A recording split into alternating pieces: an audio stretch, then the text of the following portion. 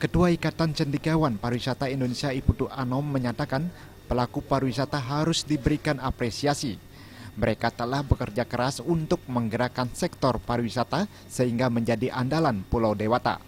Ditambahkan, apresiasi dan penghargaan tidak berhenti pada pelaku pariwisata.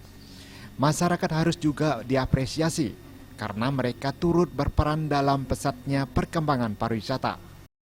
Tapi tidak cukup hanya pelaku pariwisata, karena pariwisata itu yang terkait itu tidak hanya pelaku bisnis dalam arti usaha swasta saja, tapi masyarakat kita. Karena masyarakat kita lah yang mendukung majunya perkembangan pariwisata Bali. Oleh karena itu tetap harus ada perhatian kepada masyarakat lokal kita. Pemberian apresiasi maupun penghargaan diharapkan bisa memotivasi pelaku pariwisata maupun masyarakat untuk tetap menjaga eksistensi dan memajukan pariwisata di Bali. Agung Ria dan Ratna, Bali TV.